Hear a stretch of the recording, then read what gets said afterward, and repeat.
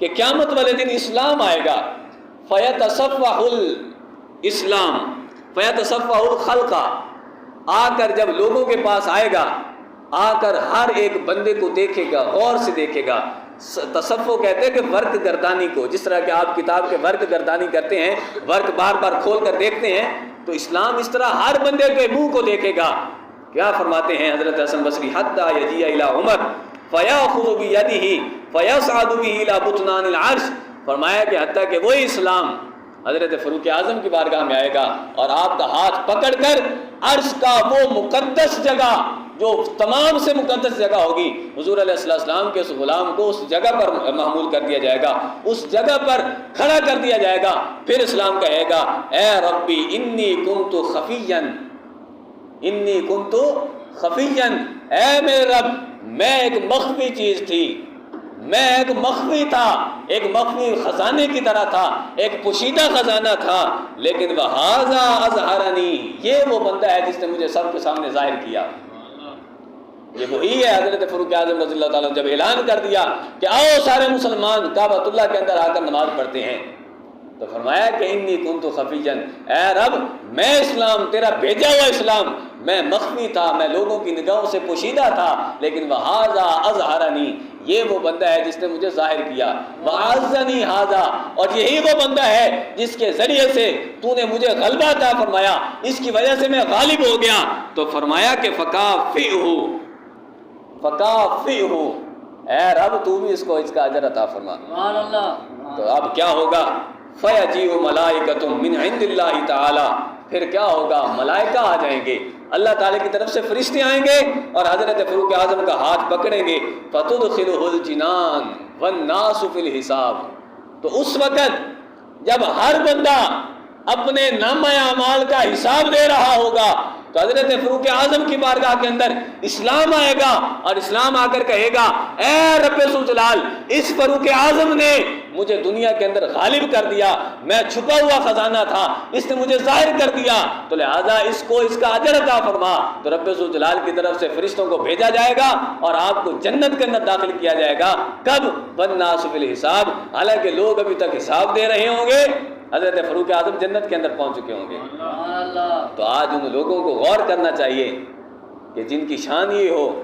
کہ اسلام ان کو آ کر جنت کے اندر لے کے جائے، محبوب دو عالم صلی اللہ علیہ وسلم ان کو بشارتیں دیں،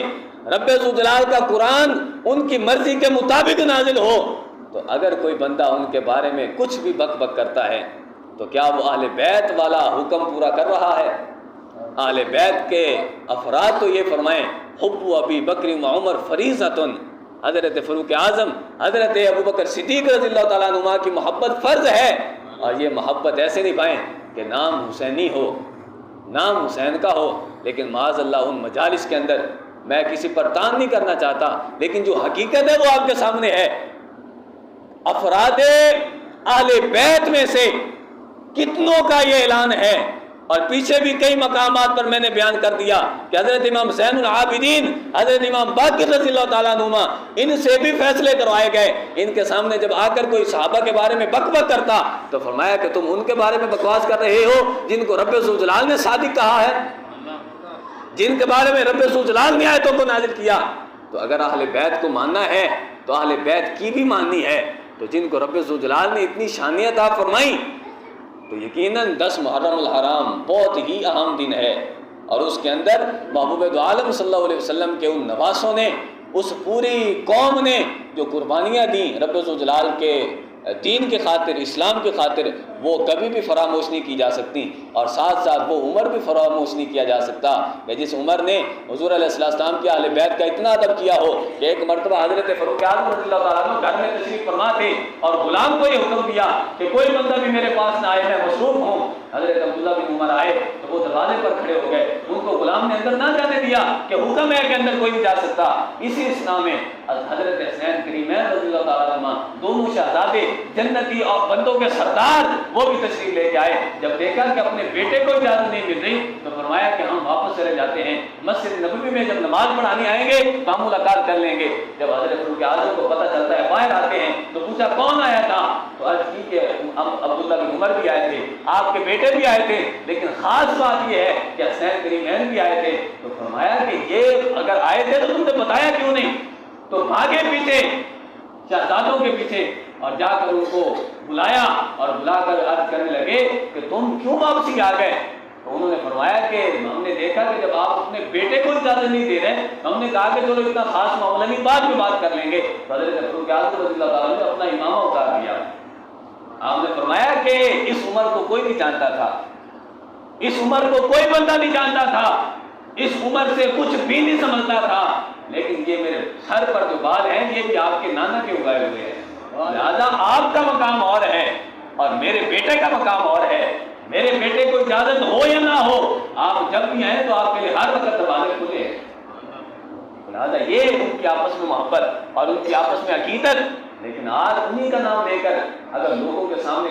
گمراہیوں کو پھیلایا جاتا ہو تو یہ بالکل بھی کبھی بھی برداشت نہیں کیا جا سکتا۔ دعا ہے رب الجلال ہم سب کو عمل کی توفیق عطا فرمائے اور رب الجلال ہم سب کو ان چیزوں سے بچنے کی توفیق عطا فرمائے۔ اور یقیناً یہ یاد رکھنا، حضور علیہ السلام نے ارشاد فرمایا من کسر سواد قوم فہو منہم، جس بندے نے کسی قوم کا مجمع بڑھایا یا کسی کا شعار اپنایا وہ بھی انہی میں سے ہوگا۔ قیامت والے دن اگرچہ کہتا رہے میں تو ایک لمحہ کے لیے گیا تھا، میں تو ایک وقت کے لیے گیا تھا، مجھے بس دوست نے کہا تھا میں چلا گیا، تو قیامت والے دن نہ تو اس کی نماز قبول ہوگی نہ روزہ قبول ہوگا۔ تو اگر کوئی بندہ قرآن کے منکر کے پاس چلا جائے، صحابہ کرام علیہم رضوان کے منکر کے پاس چلا جائے اور ان لوگوں کے پاس چلا جائے کہ جو ازواج کو بک بک کرتے ہوں، وہ حضرت امی عائشہ رضی اللہ تعالیٰ عنہ کہ جن میں قرآن پاک صداقت دیتا ہے، پورا رکوع پوری سورت حضرت امی عائشہ کے بارے میں نازل ہوئی، اور یہ لوگ اگر ان پر بھی تبرہ کرتے ہوں تو یاد رکھنا ان لوگوں کے پاس اگر جائیں گے تو حضور کا فرمان ہے